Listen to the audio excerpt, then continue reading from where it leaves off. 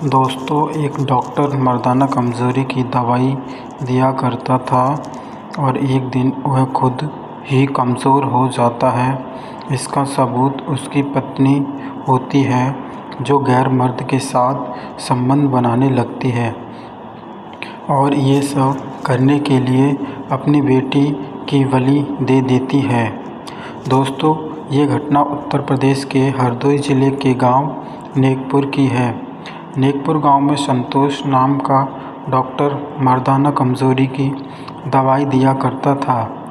उसने अपने घर में ही दुकान रखी हुई थी। उसकी पत्नी का नाम संतोषी था। उसके 4 बच्चे थे, जिसमें 3 बेटे और 1 बेटी थी। उसके घर पर कई मरीज़ आते रहते थे। उसकी दुकान की चर्चा दूर दूर तक फैल गई थी और अच्छी खासी कमाई हो जाती थी। दोस्तों, उसका जीवन अच्छी तरह से कट रहा था।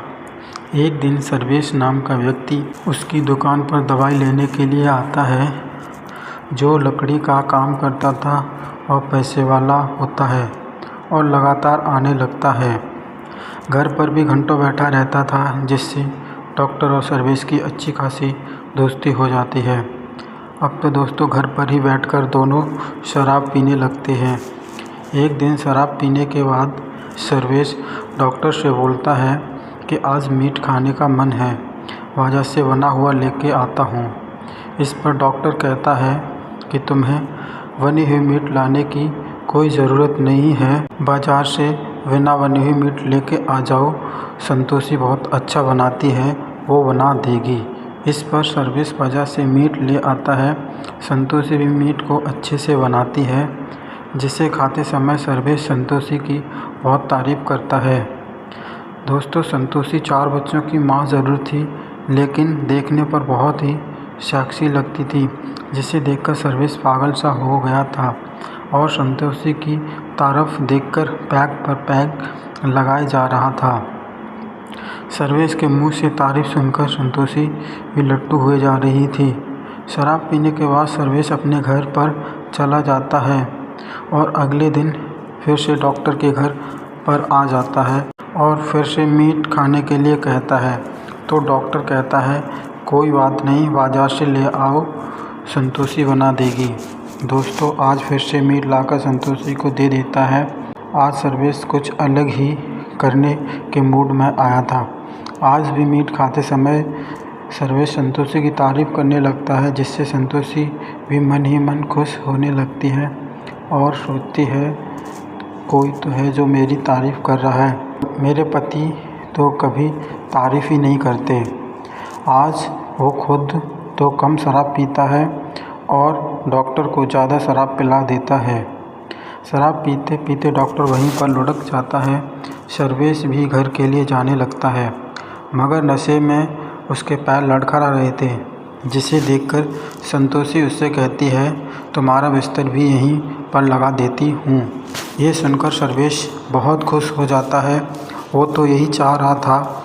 इसके बाद डॉक्टर को भी उठाकर लिटा देते हैं। डॉक्टर और सर्वेश दोनों एक कमरे में लेट जाते हैं। संतोषी अलग कमरे में जाकर लेट जाती है। रात के समय सर्वेश उठकर संतोषी के बेड पर संतोषी से चिपक कर लेट जाता है और उसके बदन पर हाथ फेरने लगता है। पहले तो संतोषी कुछ नहीं बोलती है। थोड़ी देर बाद संतोषी बोलती है, तुम मेरे लिए क्या कर सकते हो? ये सुनकर सर्वेश संतोषी के हाथ में 5000 रुपयों की गड्डी रख देता है। तो संतोषी बोलती है, तुम्हें ऐसे ही रुपए देने पड़ेंगे और देखते ही देखते सर्वेश संतोषी को नंगा कर देता है और उसके शरीर से खेलने लगता है और रात भर संबंध बनाता है। सुबह डॉक्टर के उठने से पहले ही वह अपने घर चला जाता है। अब तो दोस्तों सर्वेश रोज़ डॉक्टर को ज़्यादा शराब पिला दिया करता और संतोषी के साथ संबंध बनाता। संतोषी भी खूब मज़े ले रही थी। एक दिन डॉक्टर किसी काम से बाज़ार गया हुआ था, जहां उसकी बाइक को ट्रक वाले ने टक्कर मार दी, जिससे डॉक्टर की मौत हो जाती है। मौत के बाद संतोषी रो तो रही थी, लेकिन अंतरात्मा से खुश भी हो रही थी कि अब कोई रोक टोक करने वाला नहीं है। डॉक्टर के मर जाने के बाद भी संतोषी और सर्वेश अपनी वासना की आग बुझाते रहते हैं।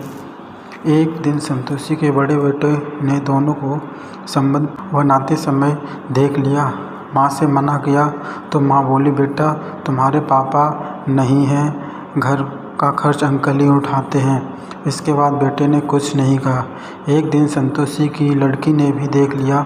उसके बाद अपनी माँ को डांटते हुए बोली, अगर आप ये काम बंद नहीं करोगी तो मैं ताऊ और चाचा को बता दूंगी। इस पर संतोषी कहती है कि तुम किसी को नहीं बताओगी। एक दिन सर्वेश के भाई आकाश को पता लगता है कि मेरा भाई का संतोषी के साथ चक्कर है, तो वो भी संतोषी के पास आकर कहने लगता है कि मेरे भाई को खुश कर रही हो, मुझे भी खुश कर दो। इस पर संतोषी कहती है कि तुम्हें इसकी कीमत चुकानी पड़ेगी। इस पर आकाश उसके हाथ में 10,000 रुपये रख देता है। इसके बाद संतोषी उसे कमरे के अंदर लेकर आ जाती है और नंगे होकर दोनों संबंध बनाने लगते हैं। इसी बीच संतोषी की बेटी उन दोनों को नंगा अवस्था में देखकर वहाँ पर चिल्लाने लगती है और कहती है, अब तो तुम नए नए लोगों को बुलाने लगी हो, अब मैं चाचा और ताऊ को सब बता दूंगी। ये देखकर संतोषी को लगता है अब हमारी पोल खुल जाएगी। तो संतोषी का बड़ा लड़का और उसका प्रेमी आकाश लड़की को पकड़ लेते हैं और संतोषी उसकी गर्दन काट देती है। इसके बाद आकाश भी अपने घर चला जाता है। सुबह होते ही संतोषी रोने लगती है और कहने लगती है, मेरे बेटी के गले में कैंसर की गांठ थी, वो फूट गई है, जिससे उसकी मौत हो गई है।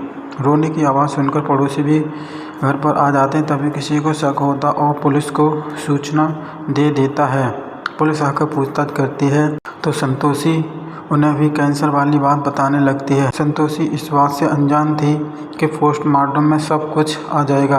पोस्टमार्टम रिपोर्ट आने के बाद पुलिस को पता चलता है कि धारदार हथियार से गला काटा गया है। दोबारा पूछने पर भी संतोषी सही नहीं बताती। उसके बाद उसे थाने लाकर महिला पुलिस अपने हिसाब से पूछती है तो सब कुछ सही बता देती है।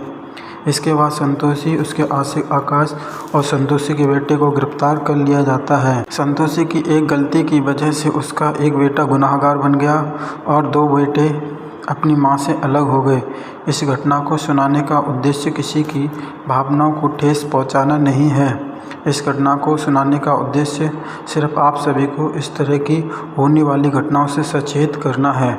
अंत में मैं यही कहूँगा कि किसी भी पुरुष को अपने घर में सिर्फ अपने तक ही सीमित रखें, महिलाओं के बीच न जाने दें, नहीं तो ना चाहते हुए भी ऐसी घटना घट जाती है।